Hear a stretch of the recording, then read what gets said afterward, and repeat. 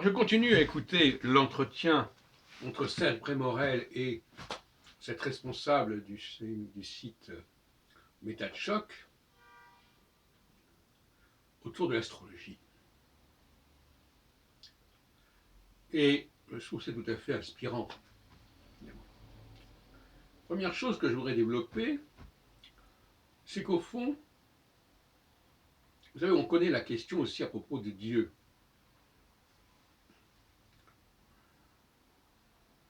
Il ne faut pas croire dans les autres dieux. De toute façon, ils n'existent pas. Ce qu'on appelle une sorte de surdétermination. Ce n'est pas bien, et de toute façon, ça n'existe pas. Eh bien, dans le cas de l'astrologie, on peut se demander s'il n'y a pas des schémas préalables qui font qu'on va rejeter l'astrologie. J'en ai parlé tout à l'heure dans une autre vidéo. Le fait de ne pas accepter qu'il y ait des gens semblables par-delà leurs différences peut très bien s'être développé en dehors de l'astrologie. On est d'accord là-dessus.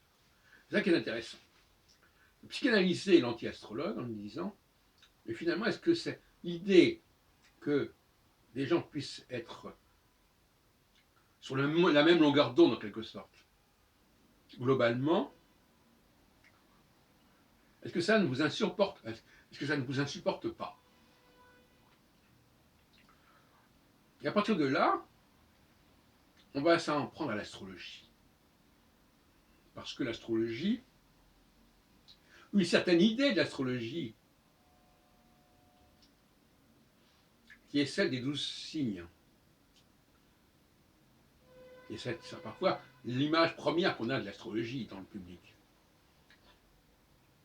Cette idée-là, des 12 signes, est en résonance avec cette conviction qu'on ne peut pas réduire les gens à un nombre limité de catégories. Et puis alors, dans la foulée, en s'en prenant à cette astrologie-là, on va peut-être éventuellement poursuivre en s'attaquant à d'autres formes d'astrologie qui n'ont pas ce problème, qui ne nous posent pas ce problème, mais dans la foulée, pour éradiquer le problème, on va s'en prendre à l'astrologie dans sa totalité. L'autre point que j'aimerais faire apparaître, c'est qu'on nous dit que l'astrologie c'est faux. C'est faux. L'astrologie, c'est faux. L'astrologie ne marche pas. Mais quelle astrologie? De quelle astrologie parle-t-on? Ah, mais de celle dont j'ai entendu parler. Et donc, si vous avez entendu parler de cette astrologie-là, alors elle est fausse, mais vous dites l'astrologie est fausse. Ben oui. Ça, c'est aussi un biais cognitif fâcheux. De réduire l'astrologie à ce dont on connaît, ce dont on a entendu parler.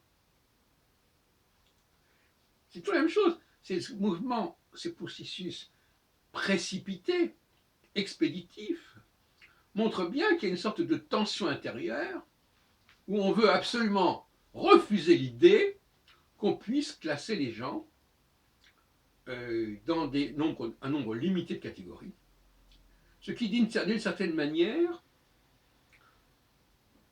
évite de se fixer sur des individualités. Or, pour sorte de raisons psychanalytiques ou autres, telle personne, c'est bien cette personne-là, et c'est pas une autre personne.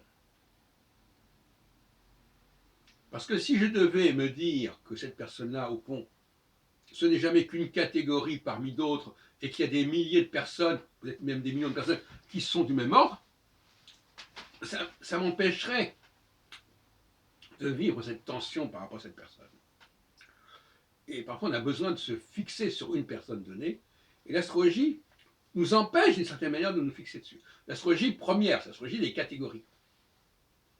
Il y a une autre astrologie, évidemment, qui dit le contraire, et qui dit que chacun a son propre thème, etc. etc.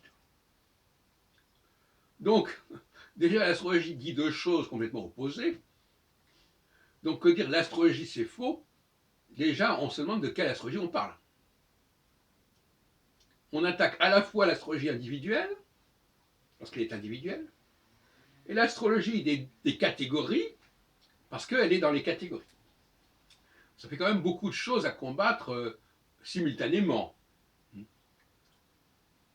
Et on met tout dans le même sac et on dit, de toute façon, que ce soit A ou B, l'une ou l'autre des astrologies, de toute façon, tout est faux.